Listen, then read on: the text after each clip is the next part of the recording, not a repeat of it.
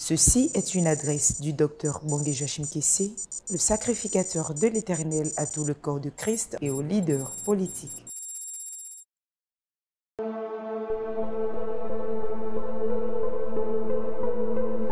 Shalom, chers collègues pasteurs. Shalom, Église de Côte d'Ivoire. Je suis le sacrificateur de l'Éternel, Dr Bongué Joachim Kessé, votre frère dans le Seigneur, engagé dans le combat spirituel pour la nation en vue du réveil qui a été promis par le Seigneur depuis des années. Le réveil arrive. Le réveil arrive. Le réveil arrive. Et c'est pour très bientôt. Very soon. Le réveil arrive. The revival is on the way. Par obéissance à l'instruction divine, depuis plusieurs années déjà, nous sommes sur terrain organisant des programmes en faveur de notre pays. Dès le mois de janvier, notre action a pris une autre tournure parce que, ayant reçu du Seigneur une instruction ferme et précise sur comment mener la lutte pour qu'il y ait réveil et transformation de notre nation. La vision vous a été largement exposée à travers la presse. Il s'agit pour nous, selon 1 Pierre chapitre 2 verset 5, de rassembler les pierres vivantes afin d'élever un autel des véritables adorateurs pour faire descendre le feu comme au temps d'Élie sur la montagne de Carmel dans 1 Roi chapitre 18. Nous sommes ces pierres vivantes. Si Élie, à son époque, avait utilisé les cailloux physiques, nous, dans le Nouveau Testament, nous chrétiens, nous serviteurs de Dieu, nous sommes les pierres vivantes sur lesquelles le Seigneur veut faire descendre le feu. Ainsi donc, nous avons utilisé tous les moyens à notre pouvoir pour passer ce message à l'ensemble du corps de Christ. Nous avons interpellé tous les serviteurs de Dieu, tout âge et toute classe confondus.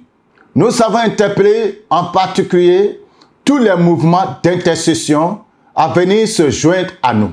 Frères, il est temps qu'on arrête d'amuser la galerie en Côte d'Ivoire. Parce que dans notre pays, lorsque Dieu commence à faire quelque chose, quand Dieu amène une vision, il y a toujours des gens qui sont là pour faire la photocopie, pour faire diversion, pour désorienter le peuple de Dieu. Quand Dieu veut agir dans une nation, il donnera la vision à des personnes et tout le reste de l'Église, des personnes qui ont une conscience pure, doivent pouvoir se retrouver autour de ce que Dieu a déjà établi afin de former un seul corps, un seul peuple pour invoquer Dieu et accomplir la mission que Dieu confie à son Église. Je veux vous dire, chers amis, vous tous qui vous dites que vous intercédez pour la Côte d'Ivoire, s'il est vrai, si vous êtes vraiment sérieux dans votre tâche d'intercesseur, le désir de Dieu est que nous nous rassemblons. Le désir de Dieu est que nous soyons ensemble, que nous formions un seul corps. Pendant des années, chacun a organisé son programme à lui. Pendant des années, chacun a fait les choses comme il le voulait. Chacun a son inspiration. Chacun a ses pensées. Maintenant, Dieu veut que nous puissions venir tous ensemble et que nous mettons nos expériences et nos révélations ensemble. Que nous puissions mettre une coordination d'idées. Que nous puissions faire une convergence d'idées, une convergence d'activités. Parce que Dieu est fatigué de nos divisions. Dieu est fatigué de nos problèmes de personnes. Dieu est fatigué de nos problèmes de qui sera le plus grand et qui sera le plus petit. Nous avons agi de cette manière depuis toujours. Et ça ne nous a rien donné que de la merde. Maintenant, le temps est arrivé où le Seigneur a décidé de prendre les choses en main. Frère, je te parle. En particulier, toi qui dis que tu intercèdes, toi qui dis que tu aimes la Côte d'Ivoire, toi qui dis que tu veux le changement.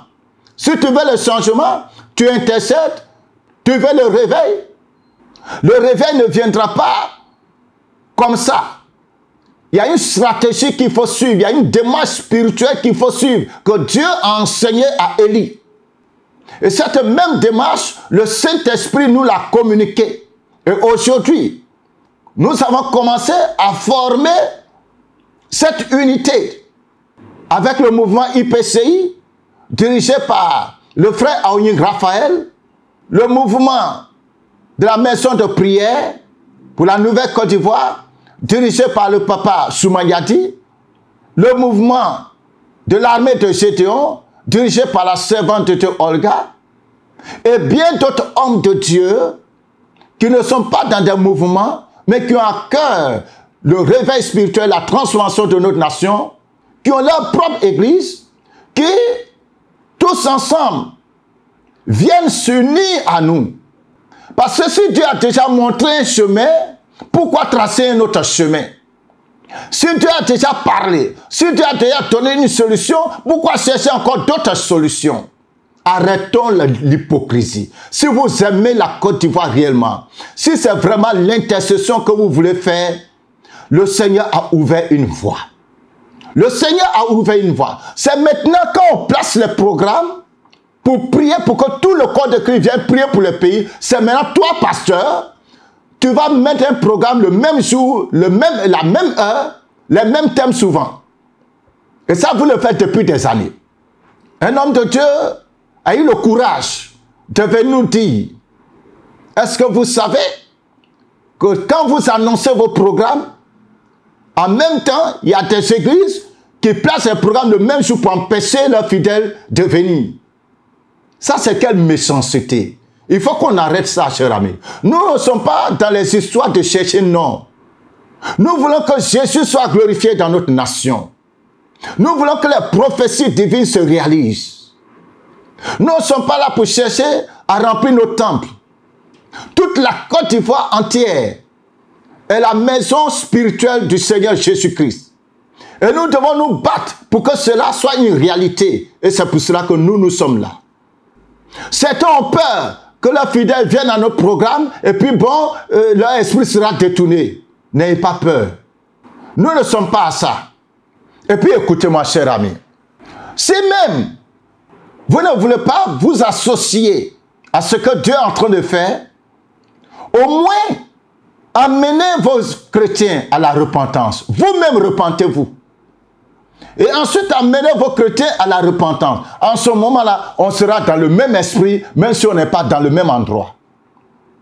Parce que le message qui est important aujourd'hui pour Dieu, ce n'est pas qui sera le plus grand, qui sera le plus petit. Le message que Dieu veut aujourd'hui, le message présent pour l'Église, ce n'est pas un message de prospérité. Ce n'est pas un message de tu vas te marier, tu vas voyager, tu seras le plus grand. Ce n'est pas ce message.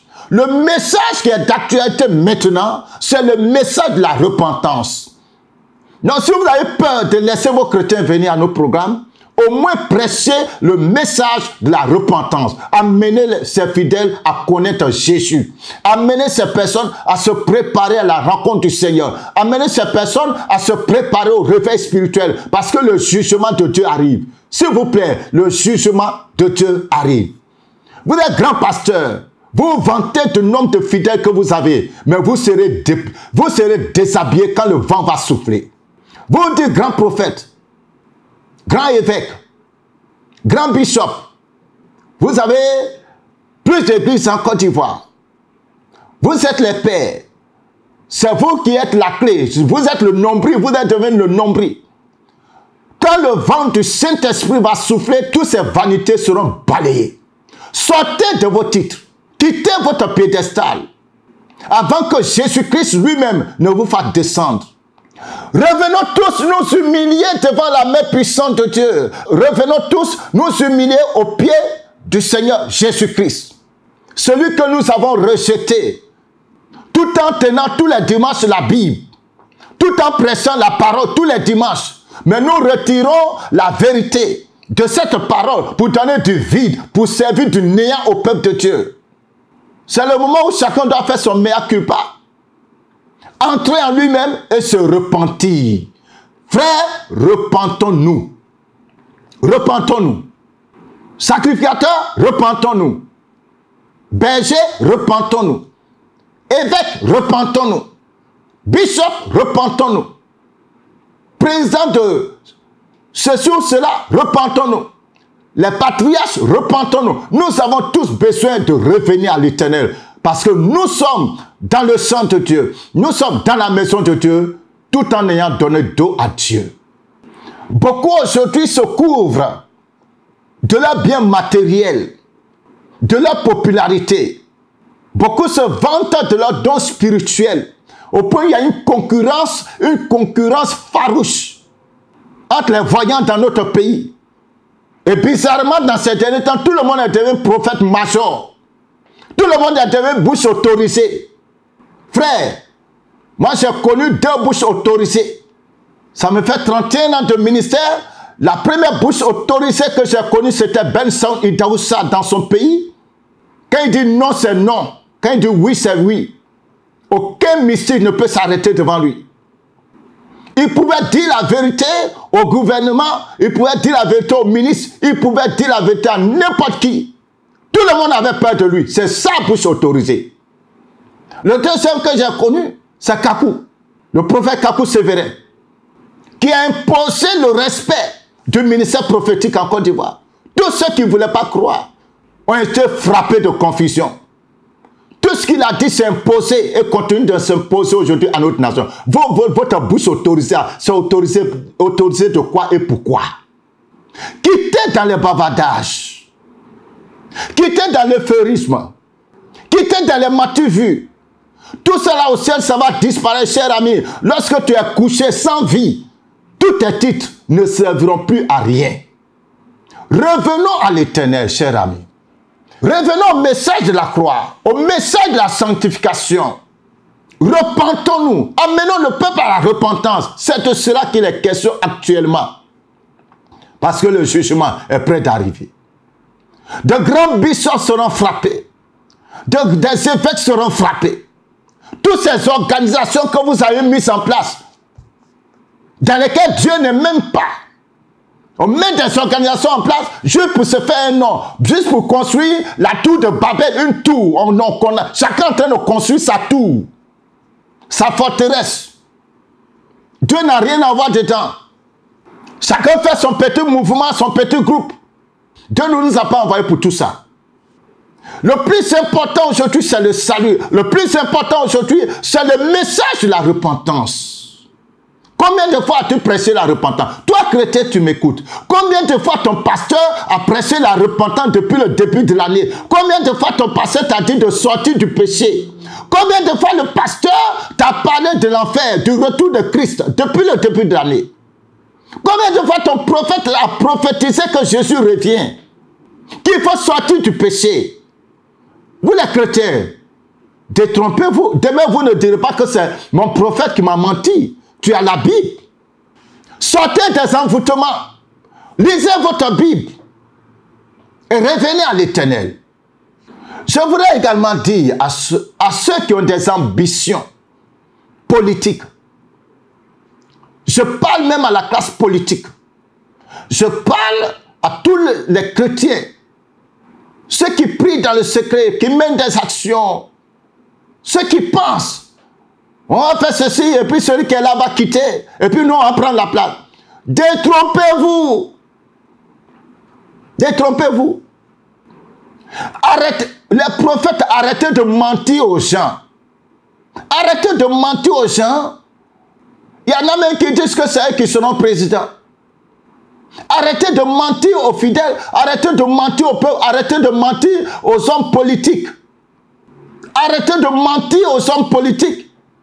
Que nous voyons actuellement, Dieu va te rétablir. Dieu va faire arrêter de mentir aux gens. Arrêtez de mentir. Parce que le programme de Dieu n'a rien à voir avec tout ce que vous êtes en train d'annoncer. Certes, Dieu est en train de préparer quelqu'un dans le secret. Mais ce n'est pas tout ce que vous êtes en train de dire, je vous mets au défi. Je vous mets au défi et je parle à tous ces leaders politiques. Si un prophète vous dit que c'est vous que Dieu va mettre là, c'est un menteur, je vous le dis et je mets au défi et l'avenir nous le dira. Arrêtons les plaisanteries, allons-y au sérieux. Allons-y écouter le conseil de Dieu.